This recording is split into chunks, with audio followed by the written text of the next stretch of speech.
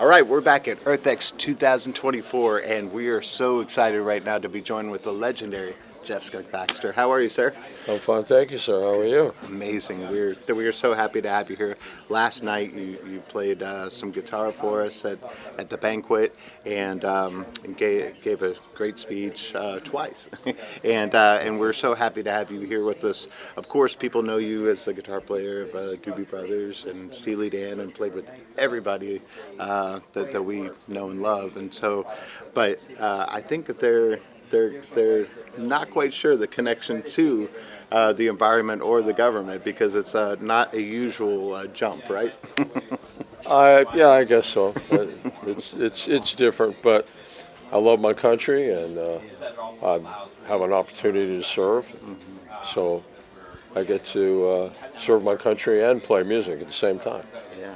Well, as you said, some of your musician friends, I think, were not sure about that transition too. But you had to be a testament to it, right? I'm sorry. You had to be a testament to it, right? Well, I think so. So far, so good. They haven't fired me. So they seem to like what I do. Absolutely. And tell us about what kind of environmental related things that you're working on right now. Well, a lot of the work that I do is highly classified, but excuse me. One of the things certainly looking at is alternate energy sources.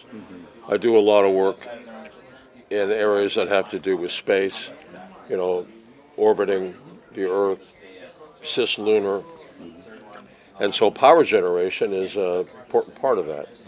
And there are a number of different ways to generate power. I'm very familiar with fifth generation nuclear reactors, the high temperature small gas reactor stuff. Obviously generating solar, looking at some more exotic ways to generate energy. I think since hydrogen is the most abundant element in the universe, why not just do what the sun does? And one of the places that I work is Lawrence Livermore National Laboratory. And about a year ago, we managed to get more energy out of a fusion reaction than we put in. So we are definitely moving in that direction. So for me, it's a twofer. I'm obviously involved in the national security side of things, but national security is energy as well, and especially looking for ways to decentralize an energy grid for a number of reasons. It's a counterterrorism solution. It's a way to have redundancy and resilience. So, yeah, the two do definitely walk hand in hand. Yeah, it's amazing. A lot of people for years, as a guitar player, have been looking up to you and thinking, oh, that's what I want to do. And you make it look like the most fun thing in the world. Well, it sometimes is. it can be, yeah. If it's not, you're in the wrong business. Right. So what kind of advice do you give to those musicians that want to do what you've done so well? Well, that's a hard one because that's a very general term. The music business is very different than it used to be. It's a double-edged sword. On the one hand, it's hard to find opportunity. It's harder than it used to be. On the other side, with the internet, social media, the ability to get your music and your creativity out to more people is probably advantaged on that end. I don't. You can't go the old route. I mean, there still are record companies, although they are, for the most part, they kind of shell of their original selves. But there are ways to distribute your music in ways that never existed before. So I know this sounds trite, but be creative. I mean, if you wanted to become a film composer, probably find some company in your local town that advertises on cable, the local cable, ask them if they want somebody to write some score for them. They might say yes, and the next thing you know, you're starting to build a portfolio. I mean, it really is a question of, I hate to use the term thinking out of the box, because that's such a worn phrase, but it's identifying opportunities that might not be typical or mainstream. Well said. Now, you might be familiar with my co-host, Drew Pearson. He's one of our great Dallas Cowboys. Caught the Hail Mary, went in the Hall of Fame. He wanted me to make sure that I asked you your Hail Mary moment, which is that moment in your life or career where you just had to go for it, and it worked out for you. What do you suppose that was for you? Boy, that's a tough one too, because I had Probably a few of them. a very supportive family. Yeah. My mom, she let me take piano lessons when I was 5. My dad was very supportive. I think instead of an aha moment, I think it's a series of very prescient opportunities to meet certain people who were just there at the right time, who were willing to help and willing to share whatever it is that they had and willing to support me.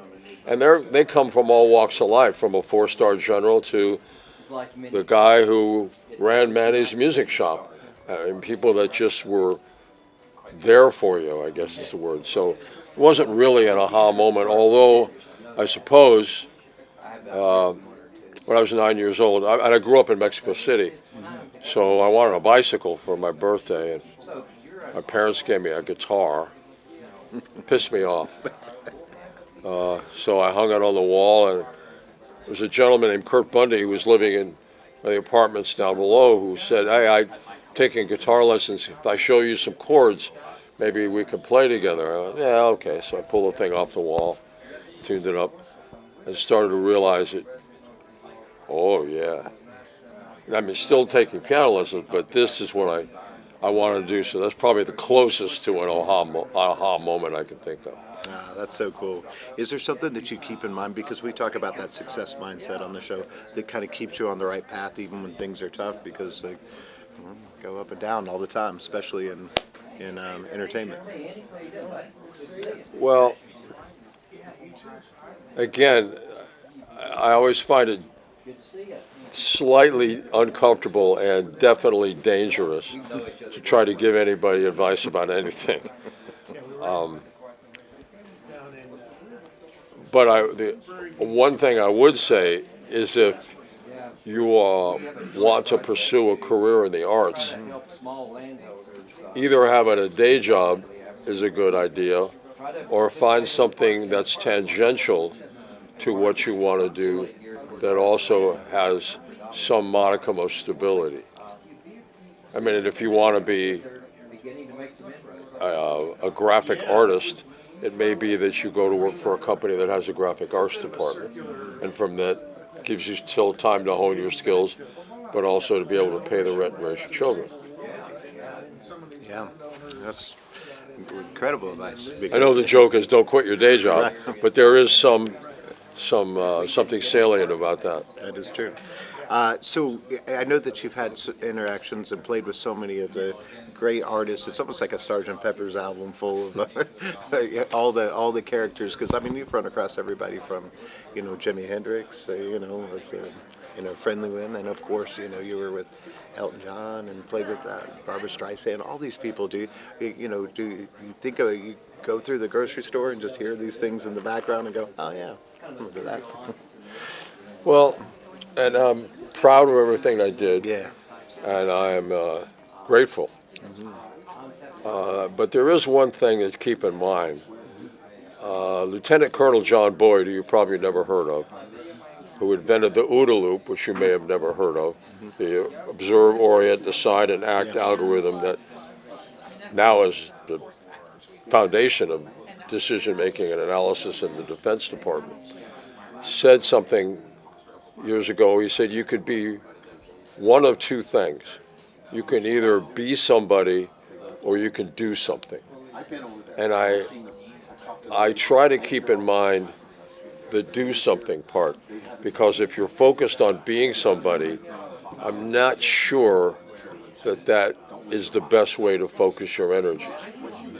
If you're more focused and interested in accomplishing something, the rest I think will follow. Well said.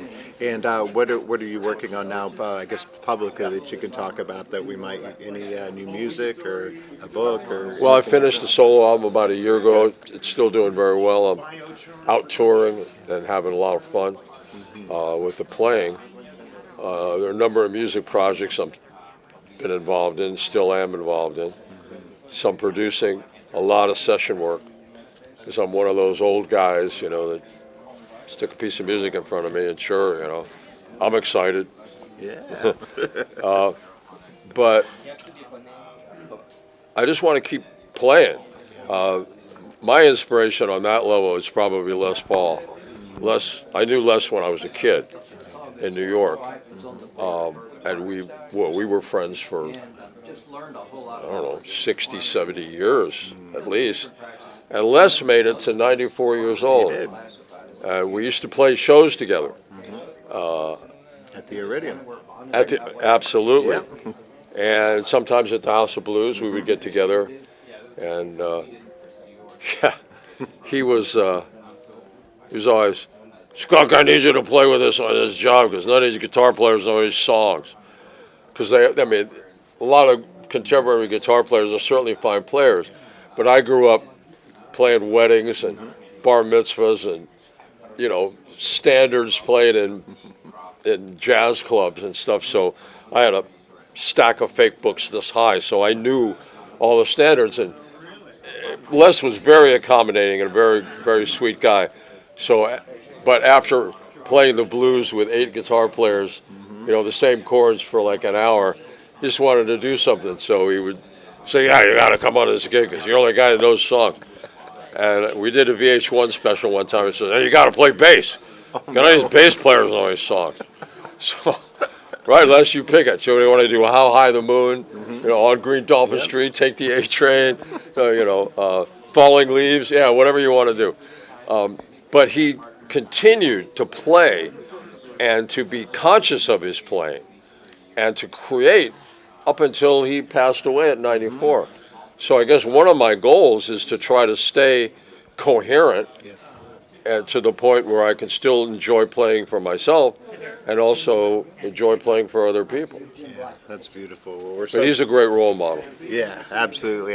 One of my great joys in college was being able to see him at the Iridium several times, and this little guitar pick that says "Happy Birthday, Les," because I went on one of his birthdays. Oh, yeah. And going to Manny's music, which you mentioned last night. Sure. Just all that great time capsule that was there. And glad we were there. You were there for so many more moments, but Well, but I'm glad you could share some of that. 48th Street in New York was like Mecca. Sam Ash and all those great places. Yeah, when I was a kid, I worked on 48th Street. Yeah. I worked at Jimmy's Music Shop. But Henry Goldrick at Manny's, Yeah. because I was living in Mexico City, going to school in the United States, Henry kind of kept an eye on me. And he was one of the people that I mentioned yesterday when Yep. you all were kind enough to give me the Hedy Lamarr Award, Yes. because most people would think of Henry as the gruff guy who says, "You got 20 seconds. You want to buy the thing or not?"